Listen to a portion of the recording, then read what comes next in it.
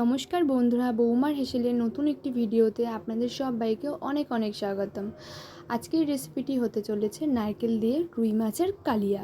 তো চলুন দেখে নেওয়া যাক এই রান্নাটিতে কি কি উপকরণ লাগছে।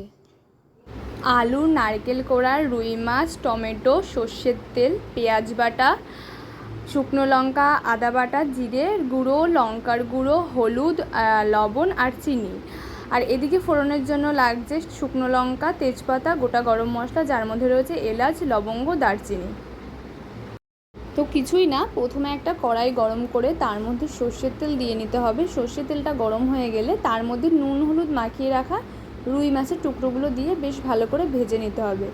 ভাজা হয়ে গেলে মাছগুলো তুলে নিতে হবে। ওই তেলের মধ্যে আমরা যে আলুগুলো কেটে রেখেছিলাম সেই আলুগুলো দিয়ে দেব। বেশ ভালো করে এটাও ভেজে নেব একটু নুন দিয়ে। তো নুন দিয়ে ভালো করে ভাজা হয়ে গেলে এই আলুগুলো তুলে নেব। আলুগুলো তুলে নিয়ে ওই কড়াইয়ের মধ্যেই কিন্তু আমরা দিয়ে দেব নারকেল কোড়া। নারকেল কোড়াটাও আমরা বেশ ভালো করে ভেজে নেব। যতক্ষণ না নারকেল থেকে তেলটা ছাড়ছে ততক্ষণ ভাজবো। একটু এর মধ্যে কিন্তু আমরা লবণ দিয়ে দিয়েছি যাতে স্বাদটা ঠিকঠাক থাকে।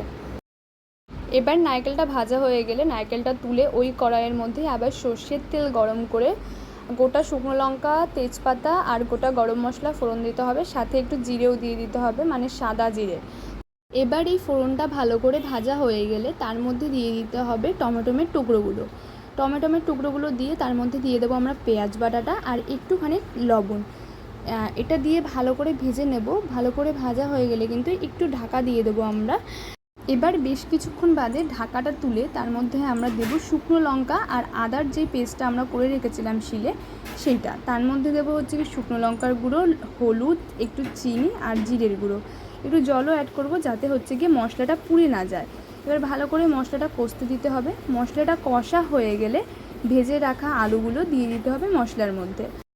এবার পরিমাণ মতো জল দিয়ে মাছের ঝোলটা তৈরি করে নিতে হবে। মাছের ঝোলটা ফুটে গেলে তার মধ্যে ভেজে রাখা মাছগুলো দিয়ে দিতে হবে।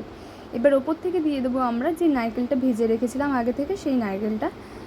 এবার বেশ কিছুক্ষণের জন্য চাপা দিয়ে ঝোলটাকে ফুটিয়ে নিতে হবে। ঝোলটা ফুটে গেলে রেডি হয়ে গেছে আমাদের নারকেল দিয়ে রুই মাছের কালিয়া। তো ভিডিওটা কেমন লাগলো অবশ্যই কমেন্ট করে জানাবেন।